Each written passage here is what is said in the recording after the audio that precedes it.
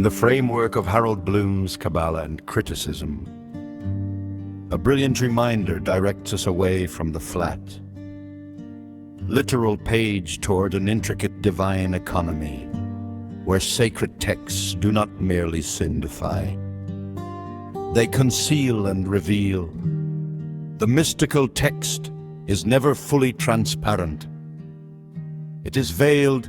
The letters themselves are not arbitrary symbols chosen for convenience, but living configurations, garments of the infinite, stretched across the page. To speak of what is veiled in Milton and brought to the surface in Blake is to trace the movement of the mysticer.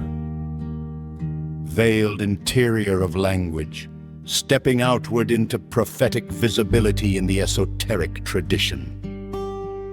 The veil separates the profane reader from the Holy of Holies. When a strong visionary poet writes, he adjusts the veil. The subterranean architecture of Milton, P-I-T-Y-W-O-E-N-A-I-R.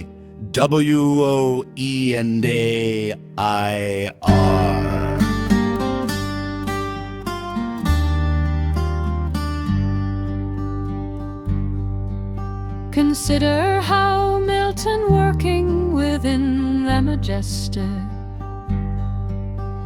veiled theological architecture of paradise lost, allows the divine and fallen structures of Randridge to manifest along the margins.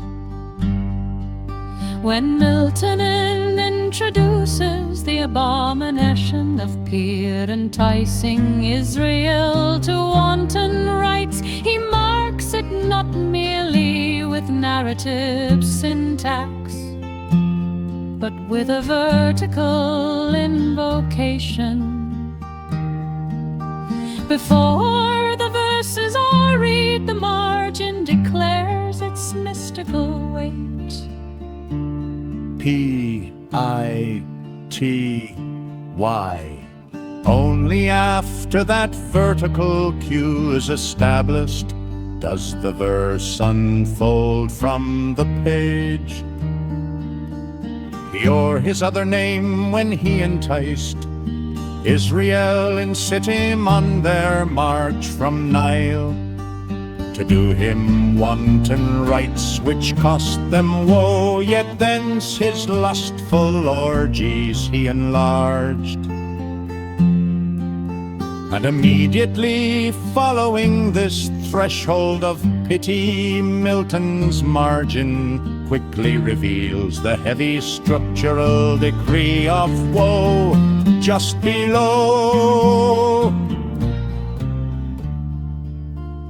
W-O-E.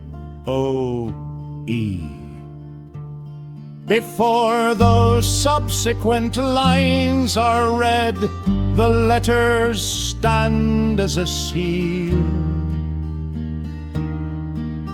With these came they who from the bordering flood of old Euphrates to the brook that parts Egypt from Syrian ground had general names.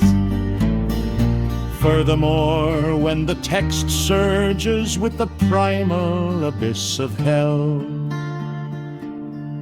another vertical current runs down the side to veil the breath of the storm.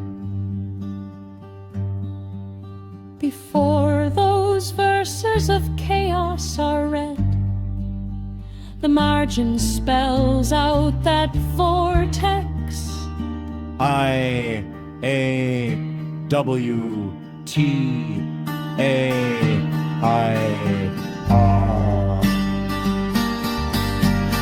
Only after that vertical spelling is felt do the verses of the whirlwind emerge. Rend up both rocks and hills and ride the air.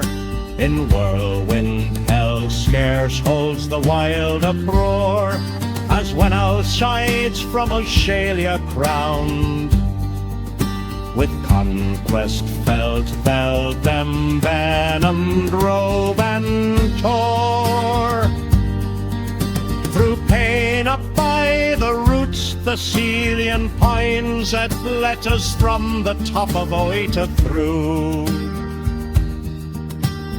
Into the Invokes sea others more mild retreated in a silent valley sing. Here Milton veins the breath of the storm within the physical wrecks of the text. Blake's prophetic translation, lifting the veil on the copper plate. William Blake, inheriting this lineage of visionary containment, does not break the veil with crude irreverence. Instead, he transfigures it. He reads Milton's pity and recognizes it as an essential cue, a structural signal pointing directly toward the impending woe.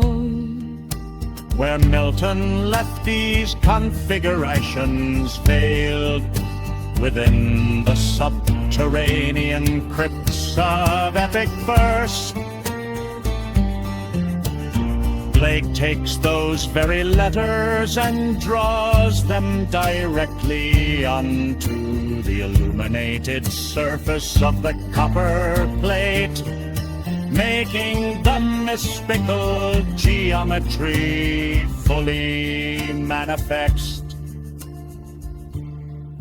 Look at the final plate of visions of the daughters of Albion, because Blake recalls Milton's pew of pity, which opens into the architecture of suffering. He places the ultimate sign right at the summit, before a single word of Oothoon's lament is spoken across the page. The margin stands upright like a sealed gateway.